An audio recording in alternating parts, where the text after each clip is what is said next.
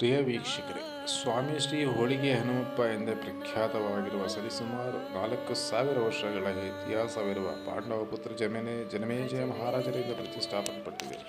ನಂತರ ದಿನಗಳಲ್ಲಿ ವ್ಯಾಸರಾಜರಿಂದ ಪುನಃ ಪ್ರತಿಷ್ಠಾಪನೆಯಾಗಿದೆ.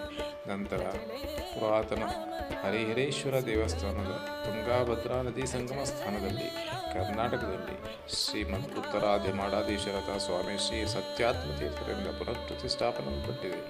ಕೇವಲ ಒಂದು ತೆಂಗಿನಕಾಯಿ ಪೂರ್ಣ ಫಲವನ್ನು ಹಿಡಿದು ಎಂಥದೇ ಸಮಸ್ಯೆಯಾದರೂ ಸರಿ, ಮದುವೆ, ವಿದ್ಯೆ, ಆರೋಗ್ಯ, ಬ್ಲ್ಯಾಕ್ ಮ್ಯಾಜಿಕ್, ಟ್ರಾನ್ಸ್ಫರ್, ಕೆಲಸ, ಸಾಲದ ಎಂಥದೇ ಸಮಸ್ಯೆ ಇದ್ದರೂ ಸಹ ಸಮಸ್ಯೆ ಪರಿಹಾರವಾದ ನಂತರ ಹೋಳಿಗೆ ನೈವೇದ್ಯ ಮಾಡಿಸುತ್ತೇನೆಂದು ಸಂಕಲ್ಪ ಮಾಡಿ ನಂಬಿ ವಿಶ್ವಾಸದಿಂದ ಸಂಕಲ್ಪ ಮಾಡಿದಂಥ ಕೋಟ್ಯಾಂತರ ಭಕ್ತರಿಗೆ ಸ್ವಾಮಿಯು ರಕ್ಷಿಸಿ ತಕ್ಷಣದಲ್ಲಿ ಕೃಪೆ ಮಾಡಿ ಆಶೀರ್ವದಿಸುತ್ತಾರೆ. ತಾವು ಸಹ ಸ್ವಾಮಿಯ ಕೃಪೆಗೆ ಪಾತ್ರರಾಗಬೇಕಾಗಿ ವಿನಂತಿ.